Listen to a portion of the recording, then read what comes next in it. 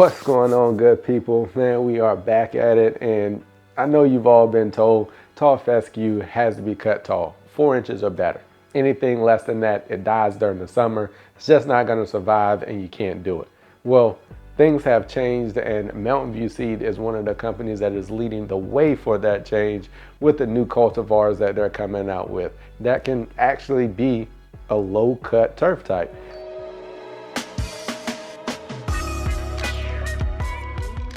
So we all know the popularity of real mowing right now.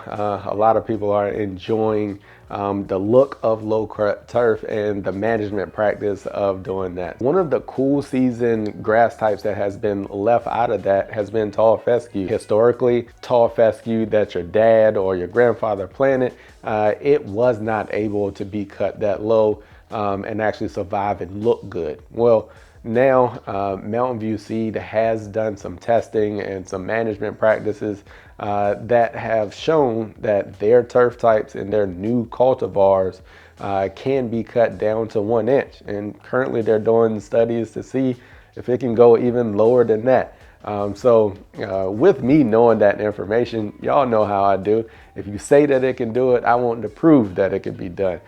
So last season I did have an area, you can go check my Instagram out and some of my shorts, that I did have a small area that I real mowed at 1 inch all last season, and it looked amazing. So being that it looked as good as what it did all last season, I'm planning to scale that up and move it to my backyard. So the goal is by the fall of 2024 to real mow my entire backyard. That's right, the entire backyard, around 1.25 inches to 1 inch, and maybe at some point we'll get sub 1 inch. So that is the goal. We've got a lot of leveling work to do. We've got some other things to take care of back there in the back before we can get down to those heights. But stick with me on the channel because that is the goal, and that's what we're going to be working toward. Even if you don't want to go to real mowed height, even cutting it at 3 inches, the turf just performs better at those lower heights of cut than say 4.5 of the older cultivars. I've cut my backyard prior to now at 3 inches for about 2 years, and it looks amazing at that height.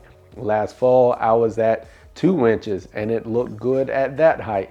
I just think that these newer cultivars, especially those from Mountain View Seed, actually look and perform better at lower heights of cut than the older historic cultivars that people are used to.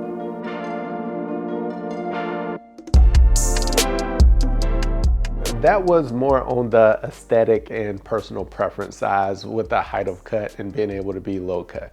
So let's talk about something that's more impactful environmentally. So we want to talk about low inputs.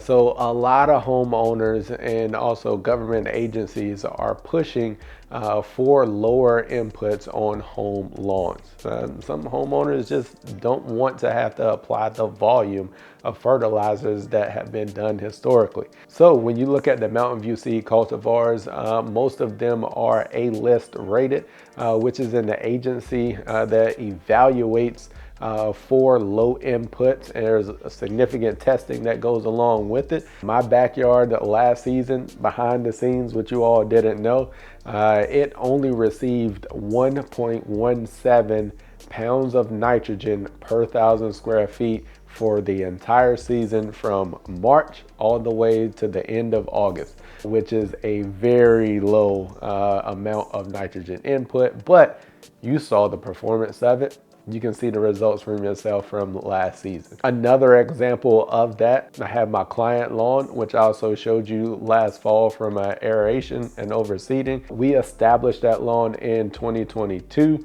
It was a pretty heavy overseeding on that one to get it going because it wasn't much there to work with. And from that period to into the end of the 2023 season, it only received 3 pounds of total nitrogen per 1,000 square feet over a full year.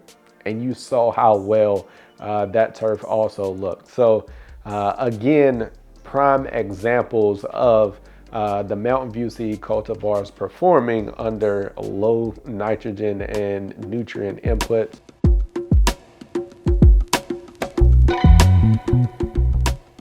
The final thing that we're going to talk about is going to be shade tolerance. So let me preface this by saying the best way to grow a healthy stand of turf is to make sure it's getting 6 to 8 hours of sunlight. I'm going to start by saying that those are the environmental conditions that a plant needs to be able to survive, especially when we're talking Turf Type Tall Fescue cultivars. But these cultivars will perform in more shady areas. So for example, I have my real strip out there that I was real mowing at the 1 inch. It is a very densely shaded area once spring green up happens. When that happens, leaves come on the trees and it is mainly full shade for the most part. It gets maybe 3-4 hours of filtered sunlight. My backyard is also heavily shaded along the back edges of it. So these two areas still performed well, held really good density through most of the season. By the time you start to get to the end of the season, around that late August into September time, around the time for overseeding, you do have a little bit of thinning of the canopy, but again, it's still at a acceptable level.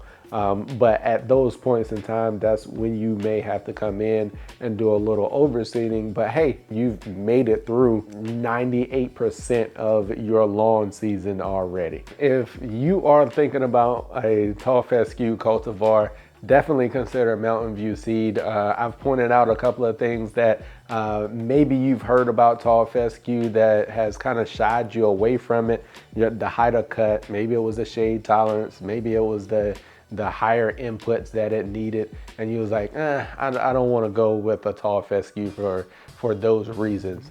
Tall fescue nowadays, the newer cultivars are not the same as the older cultivars. Make sure you check into them, give them a shot, and if you need more information, check out the video that I've got linked here. I've got a number of other videos also talking about Mountain View seed cultivars, how to plant them, when to plant them, and some additional benefits of them. So go check some of those videos out, and as I always say, just know we work.